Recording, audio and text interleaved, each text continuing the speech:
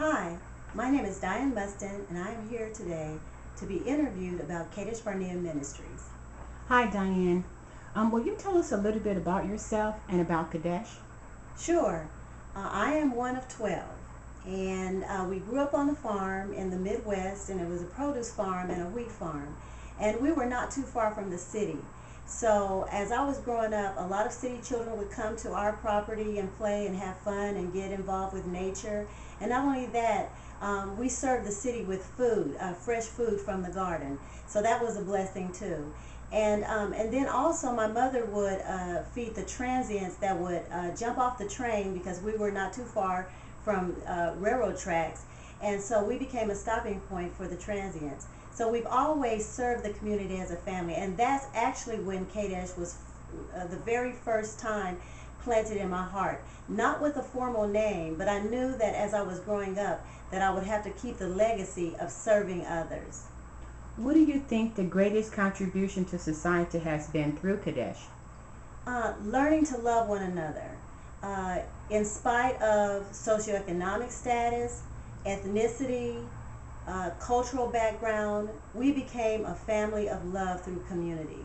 And we formed surrogacy. And that's the best thing about Kadesh. And it was taken, it's actually from the biblical narrative of Moses delivering the children from Egypt out of bondage into the promised land.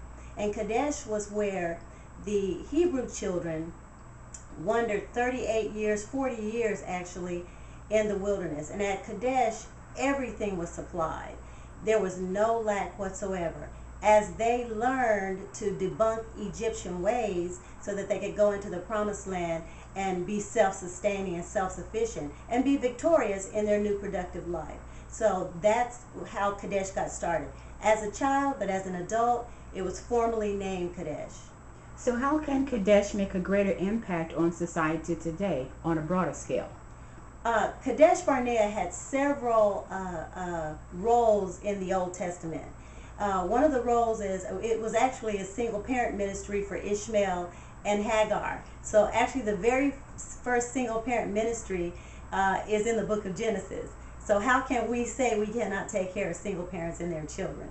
So that's number one. Number two, it was the King's Highway. So all the travelers that went from Egypt to the promised land or Canaan or Judah, they had to go through Kadesh. So it became a stopping point where they had casemat housing, and so there was a place for nomads and people that were traveling the King's Highway. They could stay there too. And thirdly, it was a place where all the parents didn't make it over into the promised land, but all the children did. So we've normally focused on single parents and children and orphaned and fatherless children, but the broader scope of Kadesh, it took care of everyone. So that's where we want to take the ministry now. We want to take this legacy now. We want to take this phenomenal modern day oasis to a broader scope to include all societies, all ethnicities, all people, because it is very powerful and it has served us well over the years, and we would like to implement it today in today's society. Thank you, Diane, for your information on Kadesh. You're quite welcome.